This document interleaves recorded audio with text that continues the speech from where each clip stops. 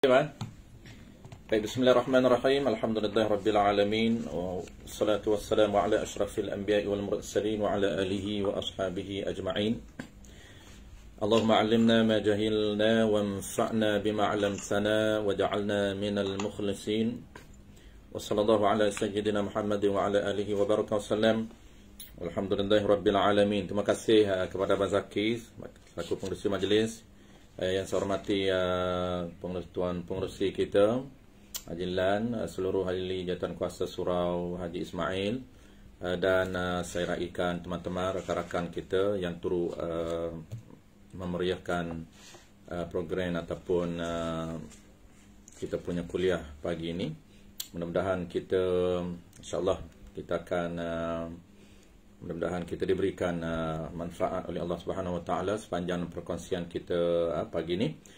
Jadi sebagaimana yang Abang Zaki sebut tadi, tuan-puan, insya-Allah kita akan bincang berkaitan dengan pengurusan ibadat kurban secara keseluruhannya. Cuma kita akan pilih lebih kepada tajuk-tajuk yang praktikal dengan kita, dan kita akan skip tajuk-tajuk asas. Kalau kita nak bincang tajuk asas, dia akan ambil masa banyak siri. Jadi kita akan skip tajuk-tajuk asas, kita fokus kepada beberapa tajuk yang praktikal dengan kita. Terutamanya kita di musim pandemik COVID-19 yang kita tak mampu untuk mengadakan ibadah kurban secara manual ataupun secara biasa. Jadi ada alternatif untuk kita buat ibadah kurban pada musim ini, dan sudah tentunya kita nak kena tahu cara-cara alternatif yang boleh kita lakukan. Baik, insyaAllah tuan-puan, kita akan cover beberapa tajuk. Saya akan sebut tajuk-tajuk yang kita akan bincang dalam beberapa siri yang kita akan buat. Yang pertamanya kita akan bincang tajuk pertama hari ini, kita akan cover tajuk hukum. Pertamanya adalah hukum kurban. Kita nak tahu tuntutan kurban dalam mazhab kita, adakah wajib ataupun hukum dia sunat. Yang keduanya kita akan cover tajuk yang kedua, iaitu sunat ataupun dipanggil niat. Cara niat di dalam ibadat kurban. Bagaimana cara tata cara niat di dalam ibadat kurban. Dan tajuk yang ketiga yang kita akan cover dalam siri-siri perbincangan kita ini, kita akan fokus kepada tata cara pelaksanaan ibadat kurban. Ini antara kunci yang kita akan fokus secara detail berkaitan dengan tata cara pelaksanaan ibadat kurban, yang ada subtopik dia lebih kurang 5 tajuk subtopik kecil melibatkan akad muamalat di dalam ibadat kurban. Dan tajuk yang terakhir yang kita akan bincang iaitu tajuk keempat, sebelum terakhir, tajuk yang keempat, cara penagihan daging korban. Kita akan bincang cara penagihan daging korban. Dia ada 3 cara, dan kita nak tahu cara yang terbaik daripada 3 cara. Dan last sekali, kita akan bincang isu. Isu ni kita akan bincang banyak isu, iaitu isu-isu yang berkaitan dengan ibadat korban. Itu tajuk yang terakhir. Tak sempat hari ini. Ini siri-siri yang kita akan cover, iaitu 5 tajuk kesemuanya. Yang terakhir ialah isu yang berkaitan dengan ibadat kurban. Jadi dalam isu ibadat kurban ini kita akan pilih nota ataupun risalah Tuan Guru Haji Cip yang akan bincang lebih kurang 9 ke 10 isu asas berkaitan dengan ibadat kurban yang kita akan rungkai bersama. Dan last sekali Q&A biasa, seperti biasa kita akan setiap kali perbincangan kita akan bincang soalan-soalan berbangkit. Mungkin tuan-puan ada sebarang bentuk soalan, boleh tinggalkan di ruangan chat kita. Baik, kita terus kepada tajuk pertama tuan-puan hari ini, iaitu kita nak bincang tajuk yang pertama, hukum melakukan ibadat kurban. Hukum melakukan ibadat kurban. Jadi sebagaimana kita maklum tuan-puan, ibadat kurban ini dia merupakan ibadat maliyah, ataupun disebut di dalam istilah fiqh maliyatun mahdah. Ibadat maliyah mahdah. Apa maksud ibadat maliyah ataupun maliyah mahdah ini? Jadi ibadat ini dia ada 3 kategori utama. Pertamanya lah dipanggil ibadat badani, ibadat yang dilakukan dengan anggota badan kita, iaitu seperti solat, bacaan Quran dan sebagainya. Yang kedua dipanggil ibadat maliyah ataupun ibadat mali, ataupun istilah lain disebut sebagai maliyah mahdah, ibadat semata-mata menggunakan harta benda yang kita ada. Tidak melibatkan anggota badan. Sebab tu dia panggil maliyah mahdah, yang semata-mata wang ringgit ataupun semata-mata harta benda tanpa melibatkan anggota badan manusia. Dan ada kategori yang ketiga tuan-puan, iaitu dipanggil maliyah wa badaniyah, ataupun disebut sebagai ibadat mali dan badani, iaitu ibadat yang melibatkan kedua-dua, iaitu melibatkan anggota manusia dan juga melibatkan harta benda, seperti haji. Jadi ibadat haji dan umrah dia melibatkan pelaksanaan dia, anggota manusia dan juga melibatkan harta benda. Sekiranya kita tidak ada harta, maka tidak wajib ke atas kita. Kenapa? Kerana dia melibatkan ibadat harta dan juga ibadat badan. Jadi kita nak bincang ini tuan-puan, ibadat korban dia termasuk di dalam kategori yang kedua, iaitu ibadat yang melibatkan harta benda. Apabila ibadat yang melibatkan harta benda tuan-puan seperti korban, yang kedua contoh seperti zakat. Zakat, korban ini dipanggil contoh ibadat yang melibatkan harta benda. Apabila ibadat melibatkan harta benda, maka dia akan melibatkan tata cara di dalam muamalat. Apabila ibadat itu berkaitan dengan pengurusan harta benda, maka tata cara pelaksanaan dia mesti kita tahu ilmu muamalat. Kerana dia melibatkan beberapa package di dalam muamalat. Seperti mana yang kita nak bincang pada hari ini tuan-puan, ibadat korban dia ada beberapa package. Jadi ada ibadat yang satu ibadat ini ada beberapa package hukum di dalamnya untuk kita laksanakan. Yang ada boleh dilaksanakan seorang dan boleh dilaksanakan dengan mewakilkan beberapa orang. Kita akan bincang. Contoh macam mana tuan-puan? Ibadat korban ini, di dalam ibadat korban dia ada beberapa package yang Allah tawarkan kepada kita. Yang pertamanya package jual beli. Yang keduanya ada hukum yang keduanya ialah hukum sembelihan. Yang ketiga ada niat. Yang keempatnya ada penagihan. Semuanya ini kita akan bincang satu persatu ikut dia punya flow dia. Jadi saya nak jelaskan kata kuncinya tuan-puan. Ibadat maliyah ini ibadat yang melibatkan harta benda yang ada kaitan terus dengan hukum muamalat. Dan ibadat maliyah ini dia ada beberapa package dalam satu ibadat.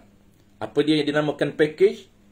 Satu package itu digabungkan untuk melekatkan satu ibadat.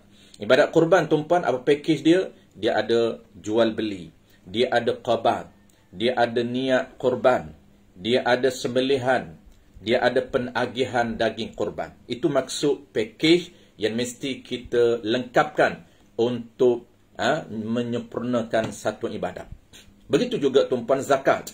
Zakat ini ibadat maliyah yang dipakejkan oleh Allah Ta'ala. Apa package dia? Package dia niat, satu package. Yang kedua niat zakat. Yang keduanya mengeluarkan zakat kepada orang yang layak. Jadi sebab itulah kita akan bincang tuan-puan.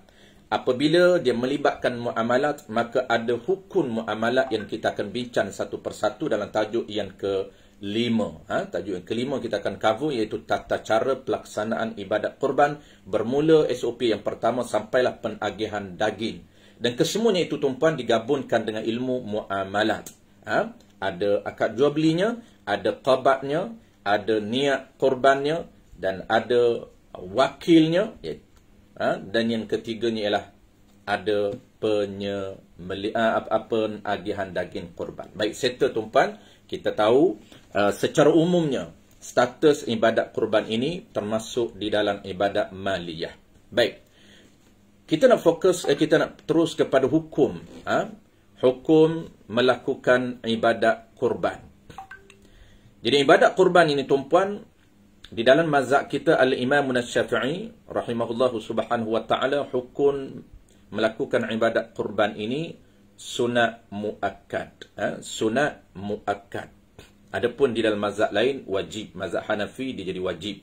Tetapi mazhab kita sunat muakkad. Apa maksud sunat muakkad? Iaitu sunat yang sangat dituntut. Kalau ghairah muakkad, sunat yang tidak dituntut. Kalau sunat muakkad, sunat yang sangat dituntut. Sehingga mana sekiranya ditinggalkan dengan sengaja, hukumnya makruh. Ini antara perbezaan sunat muakkad dengan sunat ghairah muakkad. Beza dia, muakkad ini terlebih dituntut, sehingga mana ditinggalkan dengan sengaja, maka hukumnya adalah makruh. Tapi sunat ghairah muakkad, sunat yang tidak dituntut, walaupun ditinggalkan dengan sengaja, tidak dihukumkan makruh. Sama konsep di dalam solat sunat qabliyah dan ba'diyah. Ada sunat ba'diyah dan qabliyah itu yang muakkad 10 bilangan, dan selebihnya itu ialah ghairah muakkad. Maka yang muakkad itu kalau tinggal dengan sengaja, makruh hukum dia, dan kalau ghairah muakkad walaupun ditinggal dengan sengaja, tidak makruh. Baik, kita dah tahu itu sunat muakkad. Dan sunat muakkad ni pula tuan-puan, dia dibahagikan oleh ulama kepada dua pula. Pertamanya ialah sunat muakkad yang ain kita panggil. Dia panggil sunat aini muakkad. Sunat aini muakkad dan sunat kifai yang muakkad. Ini pembahagian secara detail sahaja. Untuk kita lebih clear status kita. Kita ni hukum melakukan ibadat kurban, adakah ain muakkad, adapun adakah kifayah muakkad. Jadi kita nak kena beza dulu di antara sunat aini dengan sunat kifai, tuan-puan. Sunat kita dah tahu. Standard sunat kita dah tahu. Buat dapat pahala, tinggal itu rugi sahaja. Dia panggil ma yasabu ala fi'lih. Perbuatan yang dijanji oleh Allah Subhanahu wa taala untuk ganjarkan kepada kita pahala. Wala yusab dan tidak diseksa bagi mereka yang meninggalkan sunat ini. Ini kita dah tahu. Sunat, apabila sebut sunat, tergambar di minda kita. Sunat kalau buat ni dapat pahala, dan tinggal itu tidak memberi apa-apa kesan. Maksudnya tidak berdosa, cuma rugi saja. Pembahagian tu pula tuan-puan, sunat ni dia pula ada sunat aini dan sunat kifai. Aini ni dia tertentu kepada individu mesti buat, ataupun dia panggil buat. Tak terlepas ke atas dia kena buat. Contoh macam mana tuan-puan? Biasa kita bagi contoh sunat aini ni. Contoh, kalau kita makan nasi seorang diri. Kalau kita makan nasi seorang diri, maka sunat aini ke atas kita membaca sekurang-kurang Bismillahirrahmanirrahim, walaupun dia tak baca doa makan. Dapat pahala membaca Bismillahirrahmanirrahim. Sekira dia seorang diri, maka sunat aini ke atas diri dia untuk membaca Bismillahirrahmanirrahim sekurang-kurang, dapat pahala. Pahala apa? Pahala sunat. Sunat apa? Sunat aini.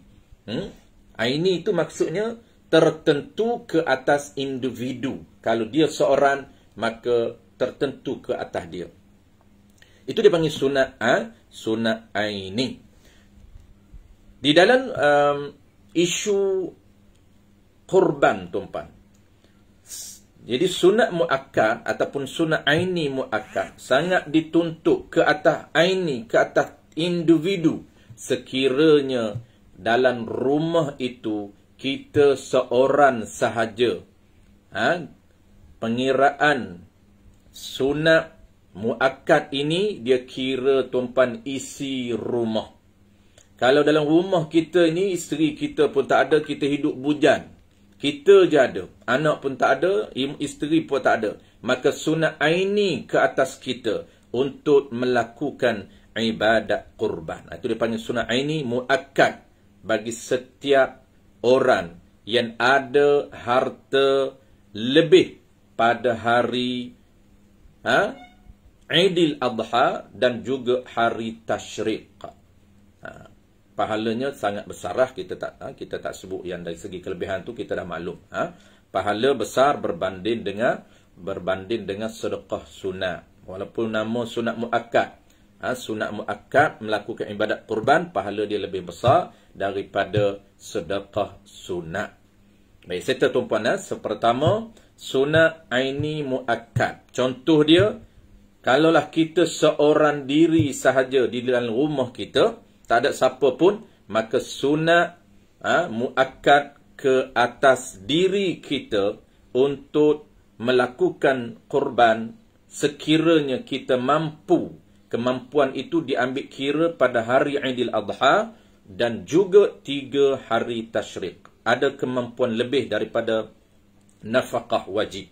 Nafkah makan minum kita, nafkah pakaian kita dan juga nafkah tempat tinggal kita. Ada nafkah yang wajib lebih daripada nafkah wajib, maka kita ada lebihan, dan lebihan itu cukup untuk satu bahagian lembu ataupun untuk seekor kambing. Maka sunat kata ditekan. Sunat ini paksaan dalam bentuk yang tidak mu'tamad. Kalau wajib, paksaan dalam bentuk mu'tamad. Tapi kita sunat ini Allah paksa juga, Allah tekan kita juga subuh, tapi dalam bentuk yang tak mu'tamad. Maksudnya kalaulah dia tak buat, tak haram, cuma rugi sahaja. Dan kalaulah sunat muakkad ini tuan-puan tak buat tanpa dia mampu, tapi dia tak buat tanpa uzur, maka makruh. Siapa yang tak berkorban sedangkan dia mampu, duit lebih satu bahagian tu mampulah. Contohnya dia kira-kira duit dia dalam simpanan dia, tolak keperluan dia harian 4 hari ini ada lebih. Lebih berapa? Cukup untuk satu bahagian. Tiba-tiba dia tak nak buat. Boleh ke tidak? Boleh. Tetapi hukum dia makruh. Kenapa makruh? Kerana sunat muakkad. Baik, serta yang pertama, sunat ain muakkad. Jadi sebab itulah, tuan-puan, dia ada cara untuk kita dapat 2 pahala. Pertama, pahala muakkad, pahala sunat. Yang kedua, makruh. Dia akan dapat 2 pahala. Pertamanya, dia niat aku buat ibadat kurban ini kerana sunat muakkad. Yang keduanya, dalam masa sama dia niat untuk mengelakkan makruh. Dia combinekan. Aku niat, kenapa dia buat ibadat? Kerana sunat muakkad. Dan, ada dan untuk mengelakkan daripada makruh. Jadi, dia ada kaedah, dia formula dia. Tiap-tiap meninggalkan perbuatan makruh semata-mata kerana Allah Subhanahu Wa Taala akan diganjarkan pahala. Pahala apa? Pahala meninggalkan larangan Allah Taala. Kerana makruh itu larangan. Cuma larangan dalam bentuk yang tak mu'tamad. Kalau haram, larangan dalam bentuk mu'tamad. Tidak ada peluang, tidak ada ruang untuk dia buat. Kalau buat, haram. Tapi kalaulah makruh, tak mu'tamad. Maksud kalau dia buat, tak haram. Tapi larangan juga. Sebab itu kalau tinggalkan larangan Allah Ta'ala semata-mata kerana larangan Allah, dapat pahala. Dia panggil pahala meninggalkan makruh. Baik, serta tuan-puan. Yang kedua, dia ada 2 sunat. Ada 2, iaitu sunat aini muakkad, dan yang keduanya adalah sunat kifayah. Jadi status kita berada di mana. Apabila kita tahu 2 ni tuan-puan, kita boleh check list diri kita berada pada status sunat aini ataupun sunat kifai.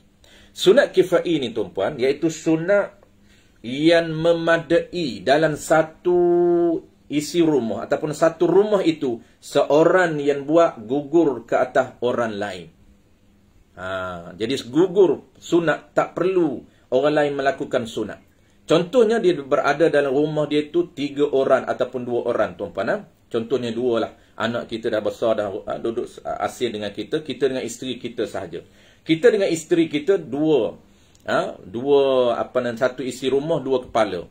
Jadi 2 kepala ini kita yang buat, walaupun isteri kita ni dia kaya, dia ada lebihan kerana dia lebih kaya daripada kita. Dia tak wajib tanggung kerana dia ditanggung oleh suami. Duit lebihan banyak. Tapi dia sengaja tak buat. Adakah makruh ke atas dia? Tidak. Kenapa? Kerana telah dibuat oleh suami dia. Kerana dia berada dalam satu rumah, sunat kifai. Kifai ini mana apa kifai? Kifayah maknanya memadai, seorang yang buat gugur sunat itu ke atas orang lain. Itu dia panggil sunat kifai. Jadi kita ni kebanyakannya tumpuan sunat kifai lah. Ada orang jaranglah orang duduk seorang, melainkan ada orang bujang duduk seorang tu, sunat aini lah ke atas dia. Baik, serta tumpuan, kesimpulan dia kita dah bincang tajuk yang pertama. Kita dah tahu hukum melakukan ibadat kurban ini sunat muakkad. Sangat dituntut bagi orang yang mampu, ada kelebihan, ada lebih harta benda pada 4 hari. Hari pertama dan hari 3 hari tasyriq. Dan sunat tu pula, sunat muakkad itu pula ada 2, sunat aini muakkad dan sunat kifai muakkad. Sunat aini muakkad dan sunat kifai muakkad. Jadi status dia, kita berada pada sunat kifai muakkad. Dan ada juga orang yang bujang hidup seorang, dia sunat aini muakkad. Baik. Jadi kita nak mengelakkan daripada makruh, maka kita buat niat untuk mendapatkan pahala sunat. Dalam masa sama niat untuk mengelakkan daripada makruh, kita akan dapat 2 pahala dalam satu perbuatan kita. Baik, saya tahu. Sunat kifai dia mudah tumpuan untuk kita lebih faham. Sama juga konsep dengan kita makan berjemaah. Apabila kita makan berjemaah, seorang saja yang baca doa, orang lain tu kan amin saja. Tak perlu kita baca, setiap orang baca doa. Seorang baca doa, walaupun ada orang yang tak amin, tak apa. Gugur ke atas dia sunat aini. Kerana dia sunat kifai. Apabila kita makan berjemaah, sunat kifai ke atas jemaah itu membaca doa. Walaupun sekurang-kurang bismillahirrahmanirrahim, walaupun dia tak nak baca doa makan pun. Baik. Kita terus ke baca topik yang kedua, tuan. Tajuk yang kedua iaitu niat melakukan niat melakukan ibadat kurban. Cara niat melakukan ibadat kurban. Ini antara tajuk ataupun topik yang kita perlu fokus. Kenapa? Kerana silap niat dia ada kesan yang berbeza. Silap niat dia ada kesan yang agak besar. Walaupun sah kurban dia, tapi ada kesan status kurban itu. Jadi kita tahu tumpuan, baik, kita tengok dulu sekejap. Saya tengok nota. Adakah disebut kurban ini ada 2 standard, ada kurban sunat, ada kurban wajib. Okey. Di bawah dia, sekejap lagi saya akan sebut. Kurban ini ada kurban wajib dan ada kurban sunat. Baik, kita terus dulu tumpuan cara niat kurban. Jadi cara niat kurban ini, kita pilih dulu kurban sunat. Sekejap lagi kita akan sebut kurban wajib. Pertama dia tumpuan, cara niat kurban sunat. Ini dia panggil tata cara niat kurban. Di dalam solat ada tata cara niat solat. Ada qasatnya, ada ta'arudnya, ada ta'ayunnya. Setiap ibadat dia ada tata cara niat. Dia ada tata cara niat, dia ada masa niat, dia ada tempat niat. Itu maksudnya cara niat. Baik, yang pertama tuan-tuan, kita nak niat ibadat kurban sunat. Ibadat kurban sunat. Jadi cara niat ibadat kurban sunat tuan-tuan wajib, bukan sunat, wajib ta'yin lafaz sunat. Dia tak sunat sunat ta'yin, tidak, wajib sunat. Wajib ta'yin ataupun nyatakan ataupun terlintas di hati kita sunat. Kenapa? Ini tata cara yang ditetapkan. Kena ada beza di antara ibadat ini sunat ataupun wajib. Kalau ibadat itu, kurban itu wajib, dia akan ta'yin wajib. Kalaulah ibadat ini, kurban ini sunat, maka dia ta'yinkan sunat. Mana contoh dia? Seperti lafaz niat kurban sunat. Inilah satu bahagian dari 7 bahagian kurban sunnah bagi diriku. Inilah 1 bahagian dari 7 bahagian kurban sunnah. Dia akan wajib nyatakan kurban sunnah. Bagi diriku. Apabila kita nyatakan kurban dalam lafaz niat itu sunnah, maka status kurban kita jadi kurban sunnah. Hukum dia barulah ada melibatkan hukum. Dia beza dengan kurban wajib. Kurban wajib dia beza dengan kurban sunnah. Beza ni pada nisbah boleh ataupun tidak boleh makan. Sebab tu saya kata kalau silap niat, dia impak dia kepada hukum ataupun status ibadat kurban itu. Walaupun sah ibadat kurban, kalau kita silap niat, dia akan bertukar jadi wajib. Sah ibadat kurban, tetapi yang jadinya ialah status itu wajib, bukan ibadat sunnah. Apabila jadi kurban wajib, maka dia impak dia, kesan dia kepada pembahagian daging.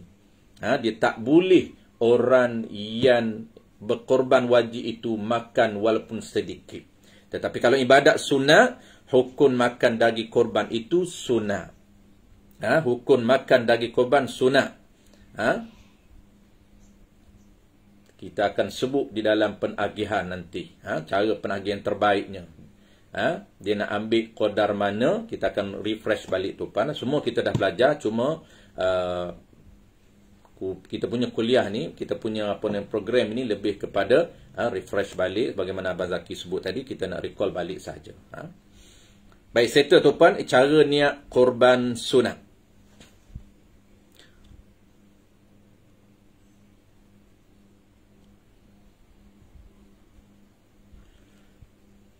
Baik.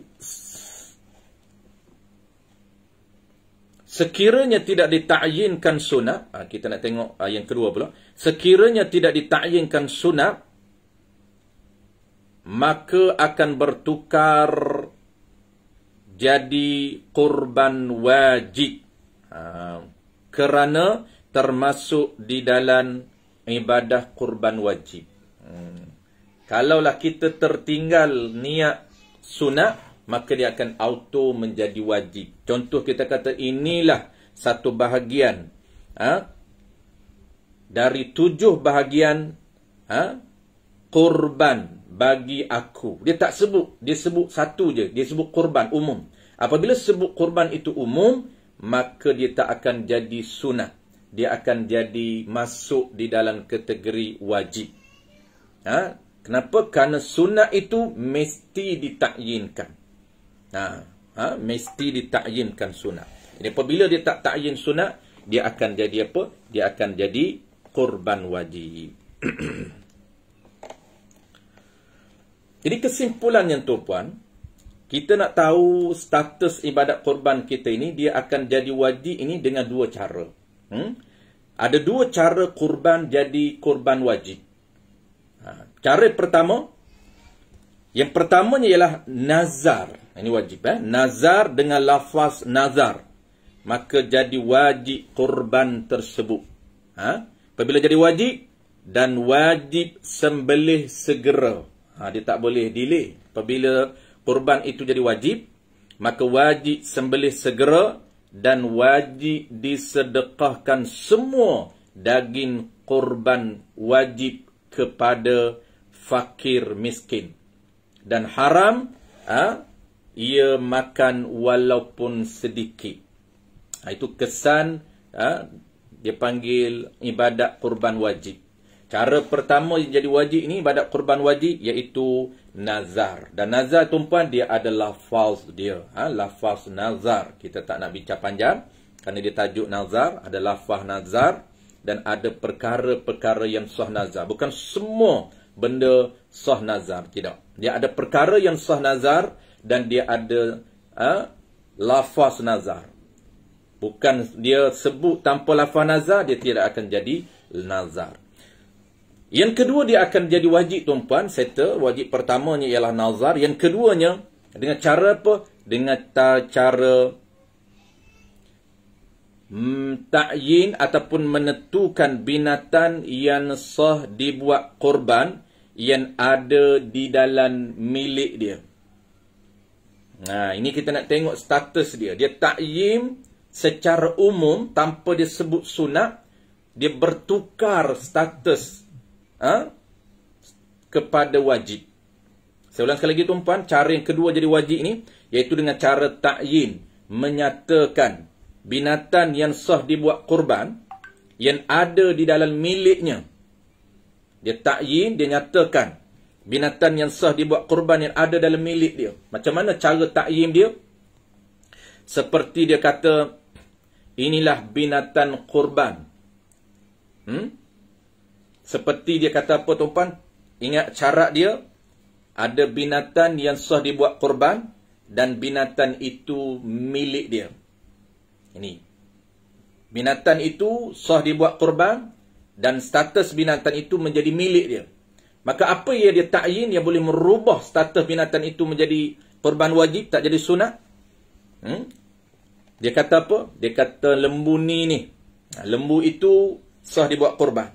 Yang kedua pula, lembu tu milik dia. Dia dah beli, dia dah qabak, dah jadi milik dia. Apa yang dia ta'yin kepada lembu itu? Lembu ini dia kata, aku akan buat korban. Dia ta'yin secara umum korban tanpa melibatkan sunat, maka dia auto jadi wajib. Dia panggil termasuk dalam kategori nazar pada makna, bukan nazar pada hakikat. Hakikat nazar kena ada lafaz nazar. Tetapi kalaulah dia ta'yin tidak menyebut sunat, dia hanya menyebut secara umum kurban, maka akan jadi kurban itu kurban wajib, tak akan jadi kurban sunat. Apabila jadi wajib, maka menyebabkan status lembu itu wajib dia sembelih segera, wajib dia sedekahkan kepada fakir miskin. Semua daging lembu tersebut dia haram makan walaupun sedikit. Kenapa? Kerana itulah dia peraturan bagi korban yang wajib sedekah semua, tak boleh makan walaupun sedikit. Settle tuan-puan. Jadi kesimpulan nak jadi wajib ni tuan-puan ada dua cara. Pertama dengan lafaz nazar, yang kedua dengan cara ta'yin binatang yang dalam milik dia secara umum tanpa menentukan sunat. Dia cakap umum saja, inilah lembu, aku akan buat korban. Maka lembu yang dalam milik dia, dia nyatakan secara umum tanpa melibatkan, tanpa detailkan sunat, auto jadi lembu itu wajib disembelih dan wajib disedekah ke semua daging. Kenapa? Kerana dia termasuk pada makna nazar. Ini disebut dalam kitab Sabilul Muhtadin, juga disebut di dalam kitab Furu'ul Masail, juga disebut di dalam kitab Baijuri Ibnu Qasim, dan disebut juga di dalam risalah kita ini. Nanti kita akan baca dalam siri-siri terakhir, iaitu ada 9 isu yang berkaitan dengan ibadat kurban. Dia fokus risalah kita ni tuan-tuan, risalah Tunku Ricik, dia hanya fokus isu yang praktikal. Dia tak hurai berkaitan dengan teknikal, tapi dia pilih isu sahaja. Sebab tu kita nak letak last sekali. Apabila masuk tajuk yang kelima, topik kelima berkaitan dengan isu, kita akan baca dia punya risalah ini lebih kurang 9 isu asas berkaitan dengan persoalan ibadat kurban. Baik, settle tuan-puan, itulah dia dua cara yang nak menjadi wajib. Ibadat sunat bertukar menjadi wajib. Dan jangan lupa cara yang salah satunya ialah ta'yin. Ta'yin itu dia boleh jadi dua cara. Pertamanya ta'yin lembu yang masih hidup sebelum disembelih. Dan yang keduanya ketika mana dia nak niat. Lembu tu dalam milik dia, dan ketika dia nak niat itu, dia niat umum tanpa dia niat sunat, maka akan jadi auto jadi wajib. Tak jadi satu bahagian itu bahagian sunat jadi wajib. Baik, settle. Cara kita nak elak, cara nak elak tak nak jadi wajib macam mana? Cara nak elak ataupun kita panggil solusi untuk mengelakkan daripada jadi wajib korban, Bagaimana cara dia? Yang pertamanya, jangan menggunakan lafaz ta'yin secara umum kepada binatang yang sah buat korban yang ada dalam milik kita. Ini berhati-hati. Ini cara pertama. Kita nak elakkan supaya tidak jadi korban wajib. Jangan kita menggunakan lafaz ta'yin secara umum kepada binatang yang sah dibuat korban yang ada dalam milik kita. Seperti kita kata lembu ni aku nak buat korban. Kita tambak lembu tepi rumah kita, ataupun kita heret lembu, kawan tanya nak buat apa lembu tu ji? Ni nak buat korban, ini 2 hari lagi. Dia korban umum dia sebut. Ta'yin korban secara umum bahaya, boleh menyebabkan bertukar status daripada sunat kepada wajib. Yang kedua tuan-puan, cara yang kedua, kalaulah dia nak ta'yin juga, boleh. Tapi dia kena ta'yin sunat direct. Kalau dia nak ta'yin, dia nak sebut korban boleh. Dia kena sebut korban secara terperinci. Inilah lembu aku ni, aku nak buat korban sunat. Okey, settle. Dia kena perinci. Kita tambak lembu tepi rumah kita, kawan kita tanya, ji, lembu beli nak buat apa ji? Lembu ni 2 hari lagi ni aku nak buat korban sunat. Okey, tak ada jadi isu apa pun. Kenapa? Kita ta'yin, ya, tetapi kita ta'yin secara detail. Dia tidak akan merubah hukum sunat kepada wajib. Itu satu cara. Cara yang kedua, kita jangan menggunakan lafaz ibadat. Ataupun kita jangan menggunakan lafaz korban. Jangan. Sebab lafaz korban kalau kita guna tak kena cara, dia boleh berubah hukum. Kita menggunakan lafaz lain daripada korban. Orang tanya, ji, nak buat apa kat lembu? Nak buat kenduri. Ya, 2 hari lagi. Pakak datanglah rumah saya. Saya nak buat kenduri. Boleh? Kenapa? Kerana dia tidak menggunakan lafaz ibadat. Dia tidak menggunakan lafaz korban. Apabila dia menggunakan lafaz ibadat, lafaz korban, sedangkan dia menggunakan dengan cara yang tak tepat, dia akan boleh merubah hukum daripada hukum sunat kepada hukum wajib. Baik, settle tuan-puan. Kita dah 2 topik kita bincang. Kita nak masuk topik yang ketiga tuan-puan. Topik yang ketiga. Baik. Sebelum tu kita tengok dulu masa. Sebab kita tak nak ambil masa lama tuan-puan. Dah kita bersiri. Kita buat santai-santai. Kita buat bersiri ni dia boleh kita santai. Kita ada 10.52. Kita break pukul 11 tuan-puan. Kita break pukul 11. Kita buka soalan sekejap. Kalau ada soalan kita jawab. Kalau tak ada soalan kita break teruslah. Yang ketiga ni tuan-puan, yang terkunci kita duduk yang ketiga ni. Ketiga ni kita nak bincang tata cara pelaksanaan ibadat korban yang melibatkan isu muamalat. Sebab ibadat korban dia ibadat harta benda, dia memang kita kena kuasai ilmu muamalat. Di sinilah teknikalnya. Walaupun nampak macam teknikal, sebenarnya bukan teknikal. Nampak macam biasa saja, tapi dia sebenarnya asas, fundamental yang mesti kita settlekan. Kerana dia asas di dalam muamalat. Baik, tajuk ketiga tuan-puan, tata cara pelaksanaan ibadat korban yang melibatkan akad muamalat. Ya?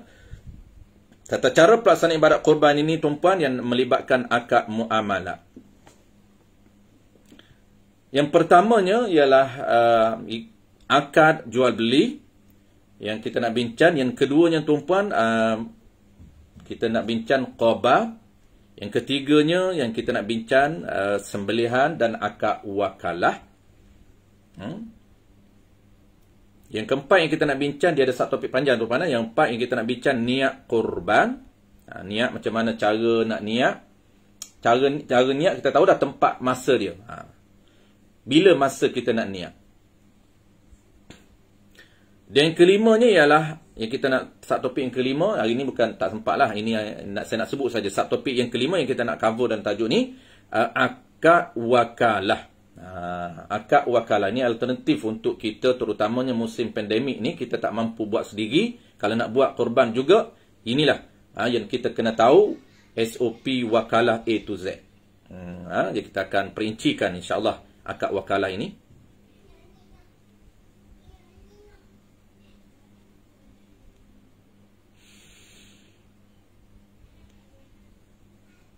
Okey, dia ada 5 tajuk tuan-puan, 5 subtopik. Baik, kita hari ni kerana masa kita lebih kurang dalam 10 minit lagi, kita nak tengok subtopik yang pertama dulu dalam tata cara pelaksanaan ibadat korban ini. Kita nak tengok yang pertama, iaitu akad jual beli. Akad jual beli. Kita ringkas tuan-puan, kita terus kepada yang asas saja, tak melibatkan detail. Yang detailnya kita bincang lain, ataupun tuan-puan dah maklum. Yang detailnya kita nak pemilihan lembu. Itu yang dalam tajuk yang detail. Sunat pemilihan lembu. Kalau kita nak kambing-kambing, nak unta-unta, nak biri-biri. Jadi lembu yang sunatnya macam mana, kita skip yang tu. Kalau ada soalan boleh. Kita tak nak sebut yang tajuk yang tambahan itu. Terus kita nak ambil yang asas saja, iaitu asasnya jual beli kena settlekan dulu. Kalau tak sah jual beli, dia akan melibatkan tak sah wakil sembelih. Kalau tak sah jual beli, dia melibatkan tak sah korban. Bukan saja tak sah serah sembelih kepada orang lain, bahkan tak sah juga ibadat korban dia. Tu kesan sekiranya tak sah dia akad jual beli. Baik, akad jual beli ni tuan-puan sama dengan cara kita belajar jual beli. Sama je. Kerana kita dah belajar dalam akad jual beli, ada rukun jual beli, ada 3 rukun asas dan detailnya 5 ataupun 6. Dan syarat dia sama yang kita akan implement dalam jual beli lembu. Syarat dia sama. Rukun kita jaga ada 5 dan syarat bagi rukun juga kita akan jaga. Yang kita dah belajar tuan-puan, lebih kurang ada 5, 6, lebih kurang ada 16 terma dan syarat untuk sah jual beli. Itu kita dah belajar di surau. Rukun, ada 3 rukun asas itu, ataupun 6 detail itu, penjual dan pembeli, barang dan harga, dan sirah. Ini 3 rukun asas, pecah menjadi 6. Dia 6 ni tuan-puan, ataupun 3 rukun asas ini, terma dia paling penting. Ada 16 terma dan syarat yang telah kita belajar di dalam kitab Matla'ul Badrain wa Majma'ul Bahrain. Dan kita akan guna pakai 16 syarat ini untuk kita pastikan jual beli lembu kita ini sah. Antaranya tuan-puan apa dia?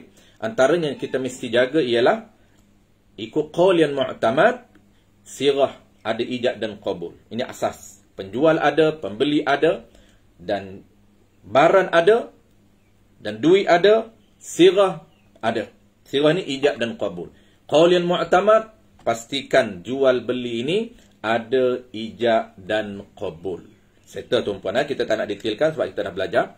Yang keduanya ialah, lapas pertama akad jual beli. Settle jual beli, pastikan jual beli kita ini sah. Ada lafaz ijab qabul, aku belilah lembu ini sebanyak 7,500. Aku belilah lembu ni dengan harga 7,500. Maka penjual kata ya, ataupun penjual kata aku jual kepada kamu lembu ini dengan harga 7,500. Settle. Itu seekor. Dan kalau kita sebahagian pula, kita akad sebahagian. Saya belilah lembu ini sebahagian daripada 7 bahagian. Dengan harga 700 ringgit tunai. Penjual kata dia terima. Ataupun penjual pun boleh ucap. Dia mana-mana pun boleh dua ni. Tak syarat penjual dulu. Penjual dulu boleh ucap, pembeli boleh ucap. Ataupun ikut formal, ikut biasanya penjual ucap. Aku jual lah satu bahagian lembu aku ini kepada kamu dengan harga 700 satu bahagian. Maka penjual kata ya. Paling pendek lafaz ya. Itu paling pendek. Kita dah belajar skrip tuan-puan, ada lebih kurang 3 skrip yang kita dah belajar. Paling pendek lafaz ijab dan qabul ini, paling pendek lafaz ijab, lafaz terima, ya. Dengan syarat ya ini dia tahu. Apa dia? Dengan syarat harga dia tahu. Dia boleh cakap ya. Sah ucapan walaupun satu lafaz ya, dengan syarat dia tahu barang ini, barang yang dia nak beli ni, satu bahagian ni dia tahu. Dan harga pun dia tahu. Barang pun dia tahu, harga pun dia tahu. Sah. Walaupun dia jawab ya sahaja. Ataupun dia jawab okey. Ataupun dia jawab alright. Naam, ya, yes, semua sah. Satu lafaz. Kita dah belajar dalam kitab Matla'ul Badrain wa Majma'ul Bahrain. Kata tuan-puan, apabila ada ijab dan qabul, kita boleh beramal dengan qaul yang mu'tamad, mazhab al-Imam Asy-Syafi'i, bermakna kita dah lepas satu fasal. Ini proses apa tuan-puan? Proses kita nak memiliki satu bahagian lembu yang ada pada milik penjual. Kenapa? Kerana proses ini terpaksa kita kena follow untuk kita sah berkorban. Kalau korban lembu orang tak sah, maka kita kena lalui beberapa proses yang syarak tetapkan supaya akhirnya kita sah berkorban milik kita. Kalau selagi mana tak jadi milik, tak sah korban. Sebab tu fasal pertama dia panggil fasal untuk selesaikan milik kita dulu. Jadi milik ni tuan-puan, nak jadi milik ada dua cara. Pertama dengan lafaz ijab qabul, yang kedua dengan tindakan. Ni kita nak terus ke tindakan. Apa dia? Tata cara yang kedua, qabah, tuan-puan. Qabah. Ini kita buat sendiri. Kita nak faham buat sendiri dulu. Baru sekejap lagi kita nak wakilkan. Kalau kita tak faham buat sendiri, kita tak akan faham nak wakil. Yang kedua, baru kita nak qabah. Qabah ni apa? Qabah ni dia panggil pindah milik dengan perbuatan kita. Kalau lafaz ijab qabul, itu dia panggil proses pertukaran milik dengan lafaz. Masih tak sempurna dalam mazhab Syafi'i. Kerana mazhab Syafi'i menetapkan untuk sempurna milik mesti melalui dua cara. Cara pertama dengan lafaz, cara kedua dengan perbuatan. Maka selepas kita lafaz tuan-puan, cara kedua kita nak pindah milik dengan perbuatan yang kita panggil qabad. Qabad inilah dia panggil pegang untuk pastikan bahawa barang itu milik kita. Jadi kita dah bincang sebelum daripada ni tuan-puan di surau. Qabad ini dia berdasarkan kepada jenis barang. Kalau barang ringan, ada cara qabad barang ringan. Kalau barang berat, ada qabad barang berat. Baik, barang ringan, mudah qabad dia. Asalkan penjual serah kepada kita, tolak depan kita, walaupun kita tak pegang, kerana barang itu ringan, seperti gula, roti dan sebagainya ringan, maka menjadi milik kita walaupun kita tak pegang lagi. Itu ringan. Tapi kalau barang berat, mesti kita pegang, baru jadi milik kita. Contoh barang berat mana? Barang berat ada yang boleh dipindah, dan boleh pegang, boleh angkat, dan ada yang tak boleh pindah.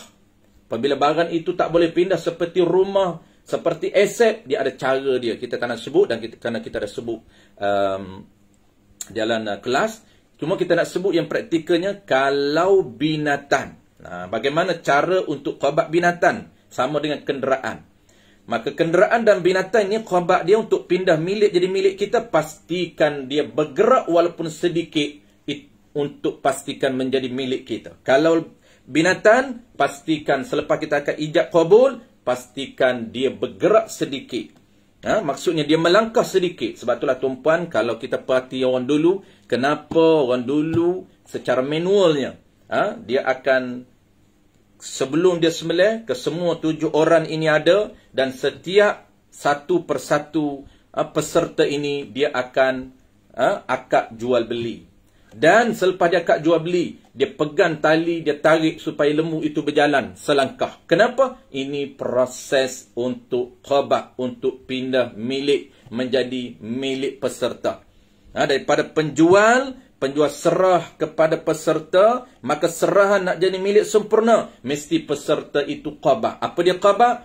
Pegang, ataupun dia panggil pindah dengan perbuatan. Macam mana cara kalau lembu? Pastikan dia berjalan walaupun selangkah ke tempat peserta itu, walaupun bergerak sedikit, maka dikira milik peserta. Apabila peserta dah memiliki satu bahagian daripada 7 bahagian, barulah boleh dia nak terus kepada fasal seterusnya.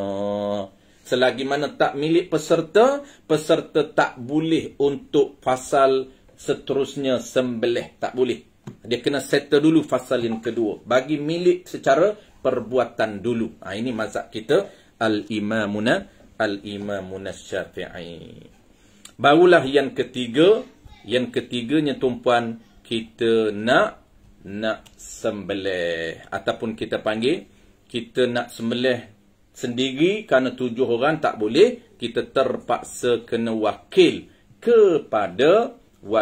kepada tukang sembelih. Baru boleh fasal, kena wakil kepada tukang sembelih. InsyaAllah tumpuan, masa kita dah cukup. Jadi topik yang ketiga, sembelihan dan wakalah ini, dan niat kurban, dan yang kelimanya ialah akad wakalah A to Z ini. Kita akan bincang siri yang kedua besok. Dan isu-isu kita akan bincang juga besok. Mungkin besok dah boleh masuk isu-isu berkaitan. Dan siri yang ketiga itu, kita boleh baca risalah. Mungkin kita 3 ke 4 siri saja. Tak banyak tu, sebab kita just bincang yang asas. Kita tak bincang yang teknikal ataupun tambahan-tambahan tu, melainkan kalau tuan-puan ada soalan boleh tambah, boleh tanya. Baik, wallahu alam. Saya serah kepada tuan-puan, mungkin ada soalan ataupun tak ada soalan, kita boleh bersurai. Assalamualaikum Ustaz. Waalaikumsalam warahmatullahi wabarakatuh. Soalan saya bunyi macam ni. Seperti kita tahu, ibadat kurban ni macam ibadat keluarga lah. Contohnya macam saya adalah ketua keluarga. Lepas tu ada isteri, ada anak, dan anak saya dah kahwin, ada menantu. Kalau ikut istilah keluarga tu, adakah menantu termasuk sekali ataupun adik juga termasuk sekali macam adik saya? Ataupun sebenarnya kalau nak dapat ibadah lebih, pahala lebih, ayah saya masih hidup, saya serah duit itu ke ayah saya buat ibadah kurban, termasuk orang kata pahalanya berturunkan ke bawah. Ayah, anak. Anaknya tak ada 5 dapat.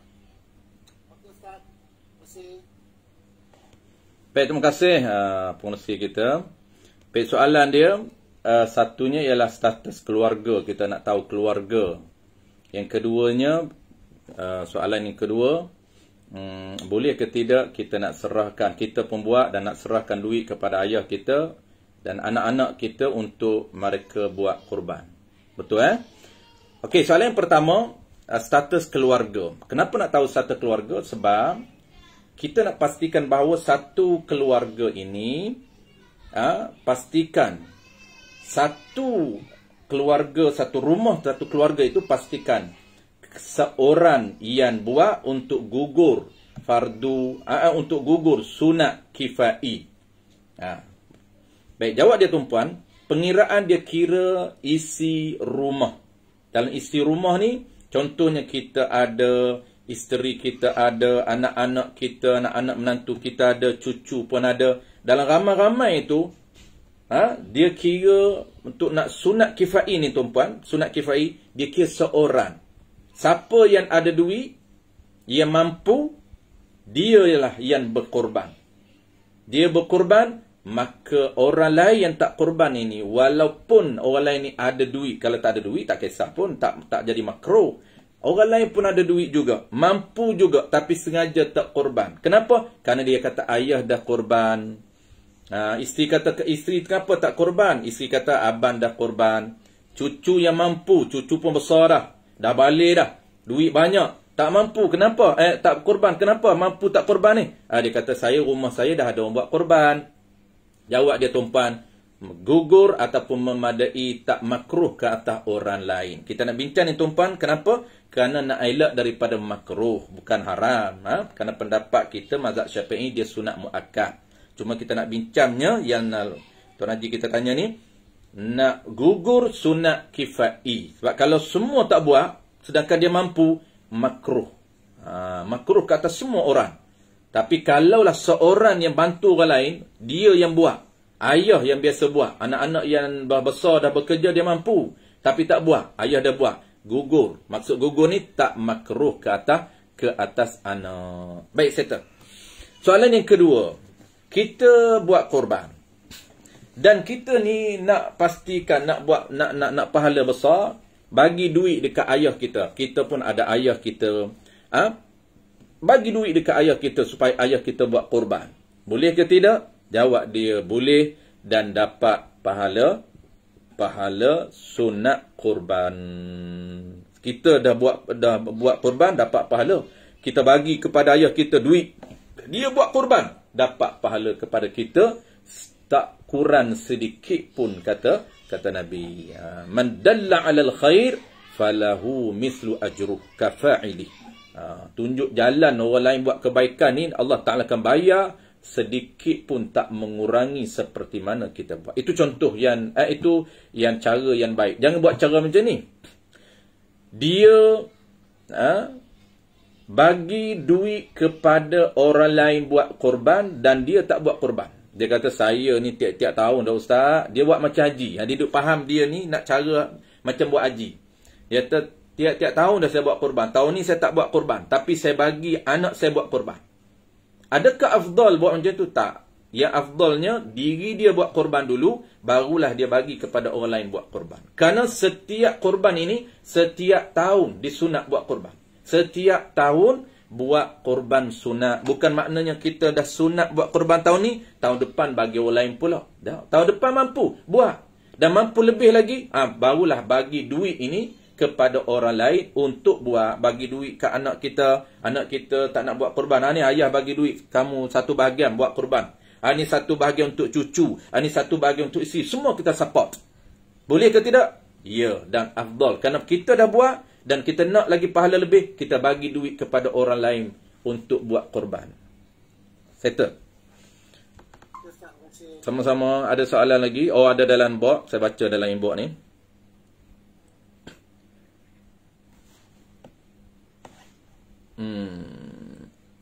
Al-Fadil Haji Ridwan, bagaimana hukum jual beli satu bahagian lembu tapi penjual tak pasti lagi harga muktamad? Tapi pembeli dah bagi siap-siap duit. Contoh 800 satu bahagian. Contoh 800 satu bahagian. Penjual kata kalau kurang duit dia akan minta baki dari pembeli pada masa akan datang. Jika terlebih, penjual akan pulang semula pada pembeli baki duit. Ini kena buat cara betul. Tak betul, tak sah. Baik, cara macam mana yang sah? Jual beli satu bahagian lembu tapi harga tak muktamad, tak pasti. Baik. Dia syarat sah jual beli, tuan-puan. Kita nak tengok syarat sah jual beli dulu. Lepas tu kita tahu solusi untuk sah. Kalau tak kena gaya, tak sah. Walaupun banyak orang buat macam ni. Jadi cara dia, tuan-puan, jual beli ni, kita kena, syarat sah dia, kena tahu harga itu secara spesifik. Tetap. Sebelum akad jual beli, pastikan tetapkan harga. Masa akad jual beli tu. Sebelum akad tak tetap, tak apa. Sebab itulah ada cara dia nak buat bagi sah ni. Jadi sebelum akad jual beli, pastikan tuan telah menetapkan harga ini. Dia kata, dulu tak pasti lagi. 700 ke 750 ke 800. Apabila dia decide tetapkan harga satu bahagian 800, ketika tu baru sah akad jual beli. Bagaimana pula dia bagi duit awal? Bagi duit awal boleh, jangan akad jual beli awal. Akad jual beli awal tak sah. Kalaulah dia bagi awal duit kepada pembeli, boleh. Tapi bagi itu di atas, mesti ada tiket. Bagi itu atas apa mesti? Pertama, dia boleh bagi itu, bagi penjual tolong pegang, tolong simpan. Dia tak hebah, dia tak hadiah, dia tak sedekah, tapi minta penjual pegang duit saya. Ini wadiah nama dia. Contoh tuan-puan, penjual ni kita nak booking dulu. Booking, jadi penjual kata bagi siap-siaplah duit 800. Kalau terlebih, kalau aku tetap 700, aku bagi pulang balik 100. Kalau tak cukup, kamu tambah balik.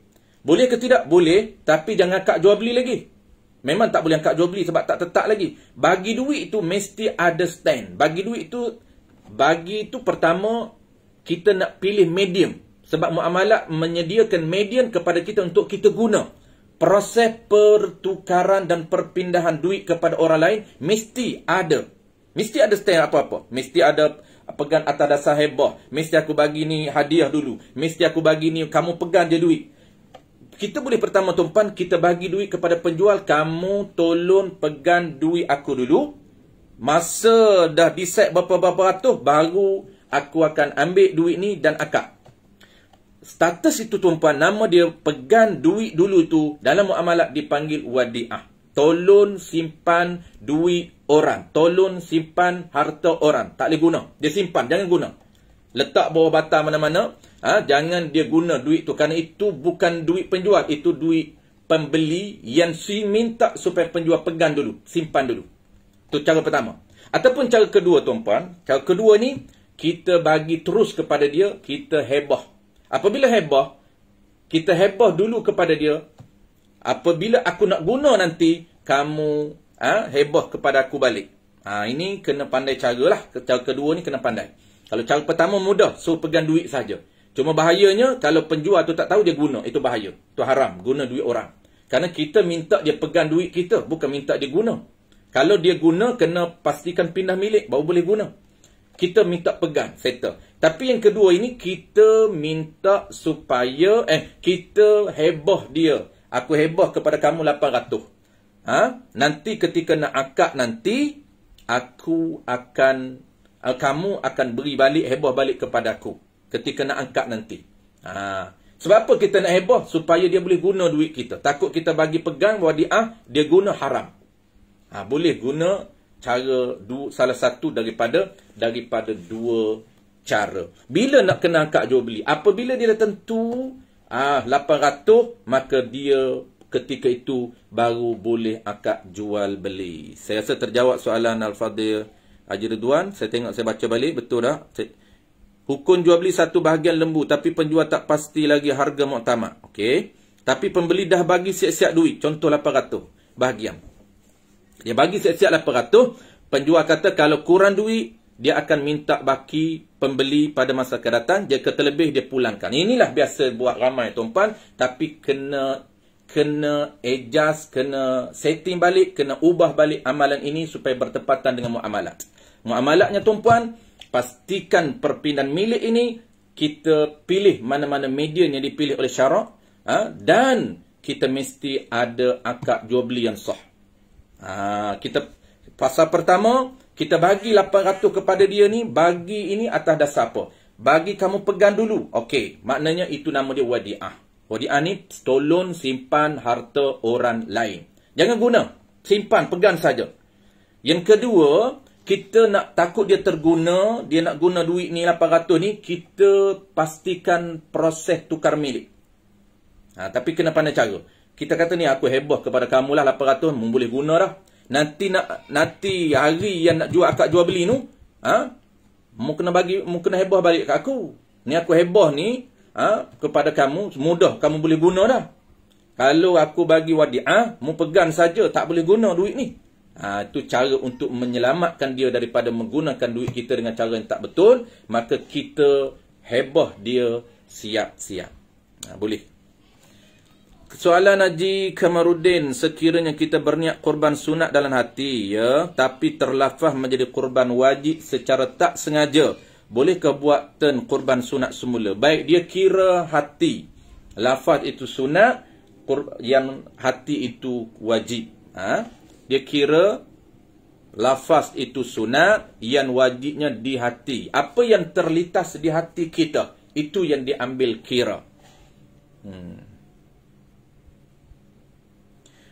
Soalan Haji Kamaruddin lagi, bagaimana nak buat kurban untuk arwah ayah ibu kita? Kalau ayah ibu kita tak wasiat kepada kita, haram lagi tak sah kita buat kurban. Melainkan dia pernah wasiat kepada kita, kalau aku mati, kamu tolong buat kurban sunat ke atas aku.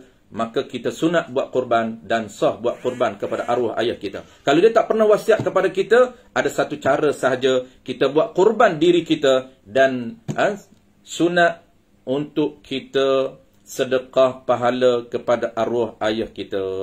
Itu cara dia. Kita buat korban sunat untuk kita, kemudian kita niat Korban sunat ni yang aku buat ni, aku sedekahkan pahala kepada arwah ayah aku dan arwah ibu aku. Maka akan dapatlah pahala korban kepada ayah kita dan kepada arwah ibu kita yang meninggal. Dapat pahala korban.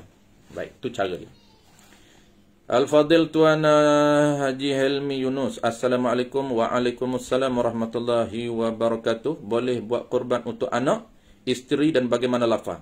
Adakah dia tengok kalau anak isteri kita ini hidup? Okey, ada cara dia. Kalau dia dah mati, dah saya dah jawab tadi. Korban sunat, korban, nak buat korban bagi orang yang dah meninggal dunia, mesti ada wasiat. Kalau tak ada wasiat, tak sah buat korban kepada orang yang dah meninggal dunia. Baik, kalau orang masih hidup, mudah formula dia. Formula dia tuan-puan, kerana muamalat, dia melibatkan izin. Tak boleh buat ibadat orang lain tanpa izin daripada dia. Itu dia punya kunci dia. Maka cara kita nak buat, untuk anak kita yang dah balik, untuk anak isteri kita, kalau kita nak buat untuk isteri dan anak kita yang dah balik, mesti minta izin daripada dia. Minta izin daripada dia. Baru boleh niat inilah korban bagi satu bahagian bagi isteriku. Maknanya kita buat korban bukan untuk kita. Kita tolong buat korban untuk anak kita dan isteri kita. Kita akan belajar dan buat wakalah tuan-puan. Mungkin besok sempat kita akan belajar bab wakalah. Dalam bab wakalah ni kita akan belajar ada dua. Satu wakalah A to Z, satunya wakalah sebahagian daripadanya. Kita buat separuh, orang lain separuh. Ataupun kita nak wakalah kesemuanya. Apabila kita ibadat itu ibadat maliyah, ibadat melibatkan harta benda, maka sah untuk kita serahkan kepada orang lain yang buat. Tetapi ingat, kena ada izin kita untuk orang lain buat. Begitu juga kita nak buat untuk orang lain, mesti ada izin daripada dia. Contoh isteri kita, kena minta dulu. Boleh dah abang nak buat satu bahagian tahun ni? Dia kata ya. Maknanya dia memberi izin untuk kita buat korban bagi dirinya. Asal diri dia kena buat, sunat buat. Tiba-tiba kita nak tolong dia. Nak tolong boleh, tapi kena minta izin. Kerana izin itu dipanggil wakalah, kuasa yang boleh kita buat. Maka cara lafaz macam mana kalau dia bagi izin? Inilah satu bahagian daripada 7 bahagian korban sunat bagi isteri aku. Contoh yang kedua, buat untuk anak. Anak ada 5 orang, kena sebut nama anak. Kita nak buat seorang saja, tahun ni anak sulung. Minta dengan anak sulung kita, ni ban, tahun ni ayah nak tolong buat korban untuk kamu. Dia kata tak apa ya, saya siapa nama untuk buatlah. Maka itu izin. Dalam kalimah itu dia panggil kalimah izin untuk kita buat. Maka contohnya, inilah satu bahagian daripada 7 bahagian korban sunat bagi anak aku yang bernama Ahmad bin Azhar. Contoh. Tak perlulah bin. Tapi kena sebut nama dia sebab anak kita ramai. Kalau anak kita memang seorang, tak perlu sebut. Isteri kita seorang, tak perlu sebut. Tapi kalau isteri kita ramai, kita tak boleh nyata isteri mana. Kena ta'yin. Inilah korban untuk isteri aku. Dia niat isteri dia tu mana. Barulah sah. Dan seterusnya, soalan seterusnya, Al-Fadil Haji Rosli, bagaimana akad peserta pada pihak surau untuk wakilkan pihak surau untuk akad jual beli dengan pembekal lembu? Besok, insyaAllah besok kita nak sebut bagaimana cara wakilkan kepada pihak ketiga atau pihak kedua. Ini besok, sebab besok kita nak terangkan secara flow. Wakil step pertama, kita kena tahu kita buat seorang diri. Hari ni kita dah tahu cara seorang diri kita buat macam mana. Yang kedua, besok kalau kita tak mampu nak buat, kita nak serah orang lain buat. Step pertama besok, kita nak serah kepada orang lain buat secara A to Z. Step yang kedua besok kita nak terang, ada juga separuh kita buat, separuh orang lain buat. Yang step yang ketiga, kita nak serah kepada pihak ketiga. Maksudnya, saya nak wakil kepada pihak surau. Bukan nak wakil kepada haji, bukan. Tapi saya nak wakil kepada pihak surau. Dan juga kita akan bincang besok wakil atas wakil. Boleh ataupun tidak. Saya wakil kepada Tuan Pengerusi, Tuan Pengerusi wakil pula kepada AJK Biro Dakwah.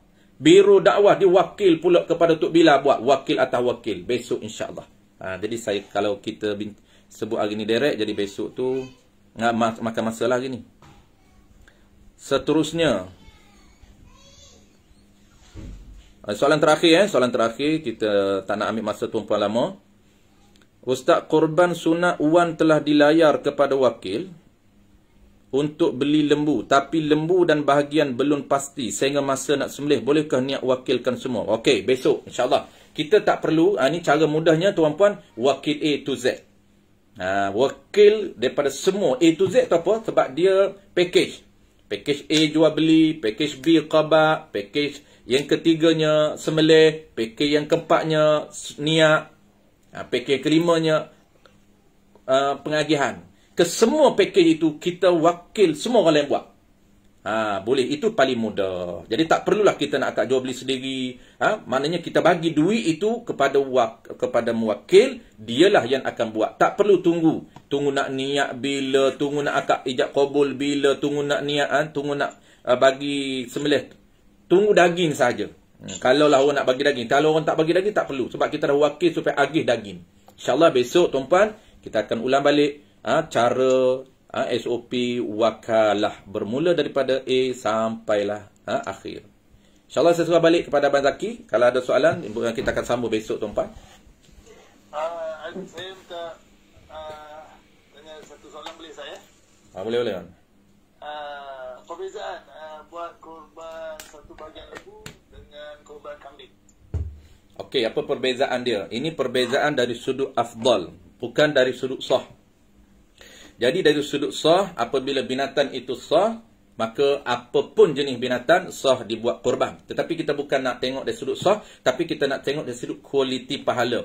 Sudah tentunya kita nak tengok yang terbaik, yang afdal. Jadi afdalnya ikut urutan dia. Yang pertama ialah jenis binatang.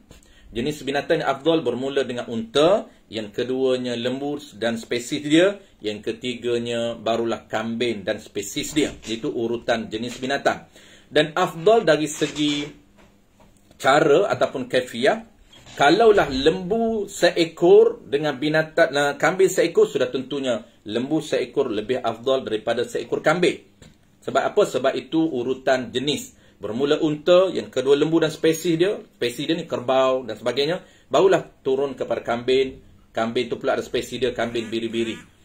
Jadi kalau kita nak bandingkan, kalau seekor lembu dan seekor kambing, kita tahu afdalnya ialah lembu. Maksudnya lebih pahala besarnya ialah lembu. Tetapi kita nak bandingkan, kalau lembu ni satu bahagian dengan seekor kambing, yang mana afdal? Jawab dia tuan-puan, afdalnya seekor kambing berbanding dengan satu bahagian daripada 7 bahagian. Kenapa afdal ini? Kerana ada 2 sebab. Yang pertamanya ialah seekor kambing itu afdal daripada satu bahagian lembu kerana afdal dari sudut dagingnya lebih. Kalau lembu lagi lebih, mana afdal lembu. Tapi tetap dia ada 2 sebab. Di mana sebab yang tetap lebih kambing? Sebab yang keduanya ialah kambing seekor tidak berkongsi dengan orang lain. Afdal di mana? Dirinya boleh sembelih sendiri. Itu dah tempat yang kunci afdal yang dibandingkan dengan satu bahagian lembu. Dia boleh sembelih sendiri. Kerana tak berkongsi dengan orang lain. Sunat kita tu sunat binatang yang kita kurban, kita sendiri yang sembelih. Kalau kita tak mampu, barulah kita wakil kepada orang lain. Sebab itulah, kalau kita nak buat bandingan korban lembu seekor satu bahagian dengan seekor kambing, afdal kambing. Wallahu a'lam. Jadi kita beli kambing lah, buat di rumah. Beli kambing seekor, buat pakat buat je di rumah. Tak kacau. Tak kacau dengan orang lain. Kalau lembu seekor, payah. Okey, untuk next sesi sebenarnya bukan besok, tapi minggu hadapan. Minggu hadapan. 27 bulan 6. Pada sahabat yang dah dapat join hari ni, bolehlah kita berkongsi maklumat ni pada yang dia dapat hari ni. Mungkin ada masalah lain. Jadi saya mungkin kita berhenti sekarang. kasih banyak kepada sahabat-sahabat yang dapat main kita pada hari. Terima kasih Ustazah. Sama-sama. Terima kasih Ustaz. Terima kasih di atas ilmu yang diberikan. Sama-sama. Mungkin kalau jika ada soalan yang mungkin terfikir di kemudian hari, jadi bolehlah kita bukakan untuk minggu hadapan, sesi minggu hadapan. Jadi di sini saya minta dulu ya Ustaz. Ya, insyaAllah kita sambung minggu depan. Assalamualaikum. Waalaikumsalam warahmatullahi wabarakatuh. Waalaikumsalam warahmatullahi wabarakatuh. Terima kasih.